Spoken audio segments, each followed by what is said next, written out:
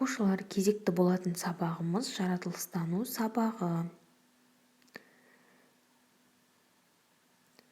Бүгінгі танысатын тақырыбымыз өсімдік әлемінің досы мен дұшпаны деп аталады.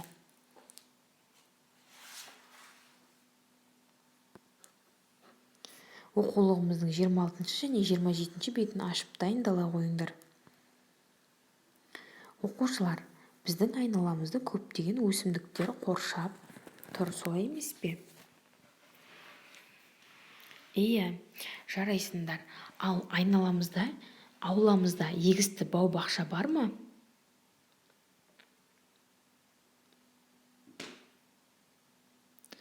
Иә, егер егісті бау-бақша болса, ол бізге не үшін керек деп ойлайсыңдар? Егісті бау-бақша бізге қажетті жеміс-жидектерімізді алу үшін қажет екен, иә? Адамның шаруашылық іс-әрекеті өсімдікке қалай әсер етеді деп ойлайсың? Иә, адамның шаруашылық іс-әрекеті өсімдіктерге кейбір кездерде зиянын келтіруі мүмкін. Себебі фабрикалар мен зауыттардан шыққан қалдықтарды далаға төгуге болмайды. Солай ма? Ал автокөліктерден шыққан көмірқышқыл газын өсімдіктер бойына сіңіріп алады және бізге таза ауаны береді.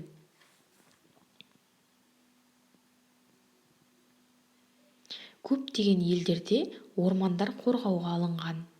Біздің де елімізде ормандар мемлекеттің қорғауында. Орман ғаламшарға көптеген пайдасы тигізе алады. Себебі орманда өсімдік көп, яғни орманның ауасы адам денсаулығына өте пайдалы.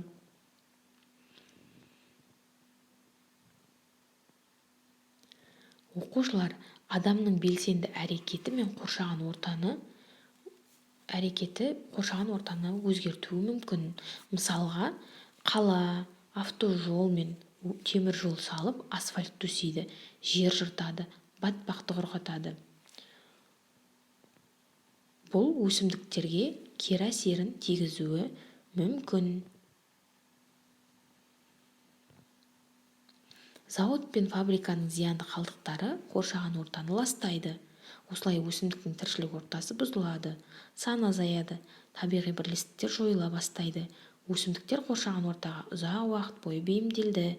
Аптап ыстық пен қатты аяздарда қарсы тұрды, бірлесіп өмір сүруді үйренді. Сонда да оларға адамның қамқорлығы қажет.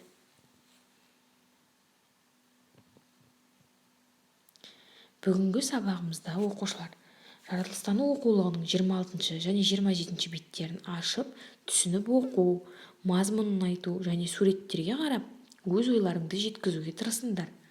Өсімдікке не зиян, не көбірек пайдалы деп ойлайсың? Ботаникалық бақ дегеніміз не? Осы сұрақтарға жауап бере қойыңдар. Өздеріңнен кері байланыс күтетін боламын.